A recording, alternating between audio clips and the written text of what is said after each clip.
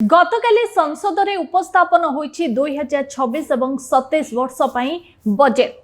अर्थमंत्री निर्मला सीतारमण बजेट उपस्थापन करथिले। तबे एहा परे परे देखा देथिला जे सुना मूल्य रे परिवर्तन हठात सुना मूल्य जेभली भावे वृद्धि पाउतला ताहा केउंठी ना केउंठी अधिक मात्रा रे कमिथिला। तबे आज मध्य एही मूल्य रे परिवर्तन हटिछि अर्थात खसुछि। तबे आपण मानको एठी कहि रखुछु पूर्व दिन तुलन में जेभली भावे द्रुत गति रे प्रत्येक दिन सोना मूल्य वृद्धि पाउतला एबे केउंठी ना केउंठी मूल्य लगातार भावे खसुछि। तबे आगकू एही मूल्य कौन हेबो से संपर्क रे आलोचना करिबा, किंतु ता पूर्वरु नजर पकाइबा आजिरो सोना मूल्य कौन रहिछि। तबे ओडिशा कथा हम जदि कहबा 24 कैरेट जो गोल्ड रहिछि से मूल्य आज होइछि ओडिशा रे 10 ग्राम पिछा आम जब कहवा तार मूल्य होइछि 1,47,170 टंका। गतकाली यह 1,60,580 टंका अर्थात यही मूल्य रे 13,410 टंका कमिछि। से परी 22 कैरेट जो गोल्ड रही तार मूल्य कथा हम जब कहवा 10 ग्राम पिछा आज होइछि 1,34,900 टंका। गतकाली यह 1,47,200 टंका अर्थात यही मूल्य रे 12,300 टंका कमिछि। सेपरि 18 कैरेट कथा हम जब कहबा गोल्ड रो मूल्य 10 ग्राम पिछा आज होइछि 1,10,380 टंका। गतकाली आथिला 1,20,440 टंका। ए मूल्य रे 10,060 टंका कमिछि। दर्शक बंधु आमे जेतेबेले प्रत्येक दिन देखुतांती गोल्ड मूल्य वृद्धि पाउथाय प्राय 2 ରୁ 3,000 6,000 7,000 पर्यंत मध्य आमे देखुतांती वृद्धि पाउथाय, किंतु जेतेबेले कमी था केउंठी ना केउंठी समुद्र को संख्या भली कहबा को गले अत्युक्ति हेबो नै। केतेबेले 1200 तो केतेबेले 1300 एभली भाबे कमुथिला, किंतु वर्तमान समय रे तारो ओलोटा अर्थात अपोजिट देखिबा को मिलिछि। केउंठी ना केउंठी बजेट उपस्थापन हेबा परे परे एही मूल्य कमुछि। सेपरि आमे जदि सिल्वर कथा कहबा सिल्वर मूल्य मध्य लगातार भाबे कमुछि। गतकाली मध्य कमिथिला आ आज मध्य कमिथिला। तबे आज रिपोर्ट रे कोन रहिछि रूपा मूल्य कोन रहिछि चलंतु नजर पकाइबा। रूपा मूल्य केजी पिछा आज पहुंची 3 लाख। एही मूल्य आज हठात 20,000 टंका कमिछि। गतकाली जेहेतु संडे थिला रविवार थिला केउंठी ना केउंठी मूल्य रे कोनोसी प्रकार परिवर्तन आसी नथिला, किंतु ता पूर्व दिन कथा हम जब कहबा हठात 85,000 कमी जाइथिला। अर्थात आज कथा हम जब कहबा आज सेतिरे आहुरी 20,000 टंका कमिछि। तबे एठी आपनको मन को प्रश्न उठुथिबो ए जो कमुछि हठात जो सोना और रूपा मूल्य बहुमूल्य धातु उपरे जो कमिबाकू लागिछि ताहा आगामी दिन रे कमिबो ना बढ़िबो ना स्थिरता एथिरे देखा देबो से संपर्क रे आलोचना करिबा। एनै अधिक आलोचना करिबा पई हम सहित व्यवसायी अछंती श्रेया ज्वेलर्स रो ओनर विप्लव घोष से कौन कहउछंती आगामी दिन रे मूल्य कौन आसीबो चलंतु जानिबा। आपन को न्यूज रूम को स्वागत करूची। बजेट प्रकाश पाइबा परे परे सोना मूल्य जदि आमे देखिबा बहुत मात्रा रे कमिछि। तबे एई जो कमिछि ताहा आगो को केमती कोन रहिबो, आगो को ए मूल्य स्थिरता देखा देबो ना आहुरी कमिबार चांस रहिछ। देखो शुभश्री यही कथा आम सबुदिन आलोचना करुचु आगु को कमिबो कि बढ़िबो, किंतु जिनसटा होउची एटा इंटरनेशनल मार्केट रो जो जीरो पॉलिटिकल जो टेंशन चलची एटा किछु कोई हबो नाही।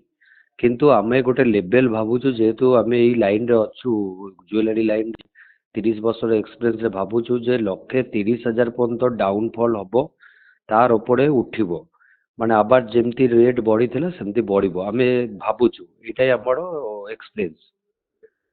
निहाती भाबे आपण जेमती कहउतले जे 1,30,000 पर्यंत डाउन हेबो, किंतु गोटे लाइन डेडलाइन जना पड़छि जे 1,30,000 भितरे गोटे डेडलाइन आसीबो तापर पुनी ऊपर को जीवो। तबे एटा आमे जो देखिबा 2-3 दिन भितरे से भली स्थिति देखिबा को पाइबा ना ए मास कथा आमे जद कहबा ए मास परे परे पुनी बढ़िबो।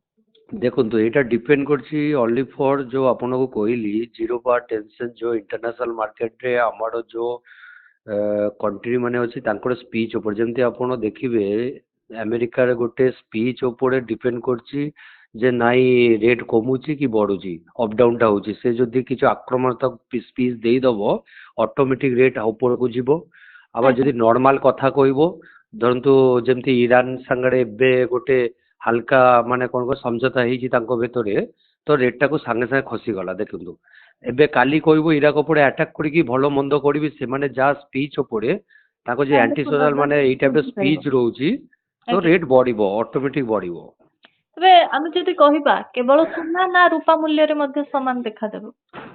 ସୁନା ରୂପା ଦୁଇଟା ହିଁ, କାହିଁକି ନା ଏବେ ତ ଆଗେ ରୂପାଟା ଯେମିତି ଇଣ୍ଡଷ୍ଟ୍ରି ବା ଆପଣ ନର୍ମାଲ ୟୁଜ୍ ହଉଥିଲା ଆମର ଜୁଏଲାରୀ ହିସାବରେ, ଏବେ ତ ସେଇଟା ଟ୍ରେଡିଂ ଉପରେ ଗଲାନି, ଇନଭେଷ୍ଟ ଉପରେ ଗଲାନି।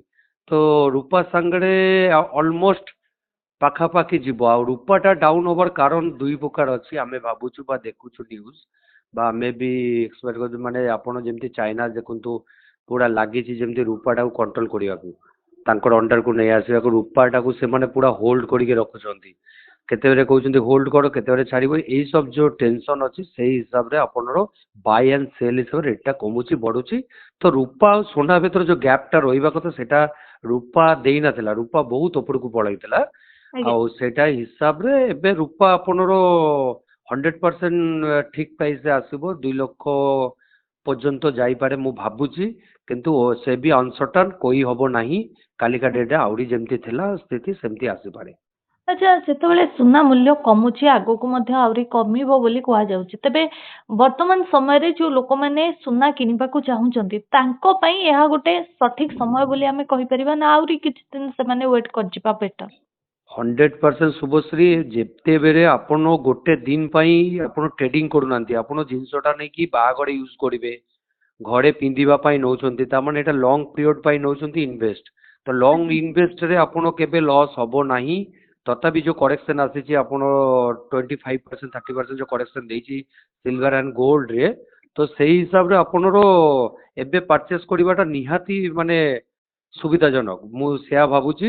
କାହିଁକି ନା ମୁଁ ବି ହେଲେ ମୁଁ ବି ଏଇ ଟାଇମ୍ରେ ହିଁ ପରଚେସ୍ କରିଥାନ୍ତି, ଯେହେତୁ ବହୁତ ଡାଉନଫଲ୍ ଆସିଛି। ନିହାତି ଭାବେ ବର୍ତ୍ତମାନ ସମୟରେ ସୁନା ଉପରେ ଯୋଉମାନେ ଇନଭେଷ୍ଟ କରିବା ପାଇଁ ଚାହୁଁଛନ୍ତି ତାଙ୍କୁ ଆମେ କହିପାରିବା ଏହା ଗୋଟେ ତାଙ୍କ ପାଇଁ ଉପଯୁକ୍ତ ସମୟ। 100% ସେମାନେ ତ ଆପଣ ଟ୍ରେଡିଂ କରିବେ ନା, ଆଜି ମୋଠୁ ନେଇକି କାଲି ବିକିବେନି, ସେମାନେ ହୋଲ୍ଡ କରିବେ ଜିନିଷଟା। ତ ଲଙ୍ଗ ପିରିୟଡ଼ ପାଇଁ ହୋଲ୍ଡ ହବ, ମିନିମମ୍ 2 ବର୍ଷ 5 ବର୍ଷ 10 ବର୍ଷ। 100% ଏଇଟା 2 ମାସେ 15 ଦିନ ଭିତରେ ଆবার ପୁଣି ଯୋଉ ରେଟ୍ ଥିଲା ସେଇ ରେଟ୍। ଆପଣ ବିଗତ ଦେଖିବେ সোନା କେବେ ଡାଉନ୍ ହୋଇକି ତାର ଗୋଟେ ଜାଗାରେ ରୁହେନି, ସେ ପୁଣି ଯୋଉ ଜାଗା ଛୁଇଁଥିଲା ତାର ପାଖାପାଖି ଯାଇକି ପହଞ୍ଚେ। ଏଇଟା ତାର ହିଷ୍ଟ୍ରି ଅଛି। ତ ଏଇ ହିଷ୍ଟ୍ରି ଅନୁଯାୟୀ ଏବେ ଯୋଉ ଡାଉନଫଲ୍ ହେଇଛି ବହୁତ ସୁବର୍ଣ୍ଣ ସୁଯୋଗ। ଆଉ ମୁଁ ତ ଦେଖୁଛି ଆଜି ବି ରେସ୍ପନ୍ସ ଭଲ ଅଛି। କାଲି ବି ଆପଣ ଚ୍ୟାନେଲ ମାଧ୍ୟମରେ ମୁଁ କହିଥିଲି, କଷ୍ଟମରକୁ ଆବେଦନ କରିଥିଲି ଆପଣମାନେ ଆଜ୍ଞା ଆସନ୍ତୁ, ଆସିକି ଜିନିଷ ପରଚେସ୍ କରନ୍ତୁ। ଏବେ ବି ବହୁତ ସୁବର୍ଣ୍ଣ ସୁଯୋଗ ଆପଣଙ୍କୁ ଦେଇଛି। ନା ନା କରିକି ଆପଣ 24 କ୍ୟାରେଟ୍ ମିନିମମ୍ 40,000 ଟଙ୍କା କମ୍ରେ ଆପଣଙ୍କୁ ଡାଉନଫଲ୍ ଦେଇଛି। ନିହାତି ଭାବେ ତେବେ ଆଜି ଯଦି ଆମେ ଦେଖିବା ଯୋଉମାନେ କିଣିବା ପାଇଁ ଚାହୁଁଛନ୍ତି ଏବଂ ଆପଣଙ୍କ ଦୋକାନ ଆପଣ ଯଦି କହିବା ଆପଣଙ୍କ ଯୋଉ ଜୁଏଲାରୀ ସପ୍ ପାଖରେ ମଧ୍ୟ ଲାଇନ ଲାଗୁଥିବ କାହିଁକି ନା ସୁନା ମୂଲ୍ୟ କମିଛି, ତେବେ ଆପଣ ଏଇଠି କଣ କହିବେ? ତେବେ ଯଦି ସକାଳୁ ଯାହା ରେଟ୍ ରହୁଛି ପରବର୍ତ୍ତୀ ପର୍ଯ୍ୟାୟରେ ଏହା ବଢୁଛି ନା କମୁଛି ଏବଂ ଆଜିର ମୂଲ୍ୟ କଣ ରହିଛି ଟିକେ କହିଦେବେ? ଦେଖନ୍ତୁ ଆଜି ମୂଲ୍ୟ ଯେମିତି 24 କ୍ୟାରେଟ୍ର ରେଟ୍ ଅଛି 1,47,170 ଟଙ୍କା ପାର୍ 10 ଗ୍ରାମ୍ସ। ଆଉ 22 କ୍ୟାରେଟ୍ ରେଟ୍ ଅଛି 1,34,900। 18 କ୍ୟାରେଟ୍ ରେଟ୍ ଅଛି 1,10,380 ଟଙ୍କା। ସିଲଭର ଯେମିତି 3,000 ଟଙ୍କା, ମାନେ 3 ଲକ୍ଷ ଟଙ୍କା କେଜି ପାଖାପାଖି ଏବେ ରେଟ୍ ଅଛି ଇଣ୍ଟରନ୍ୟାସନାଲ ମାର୍କେଟରେ।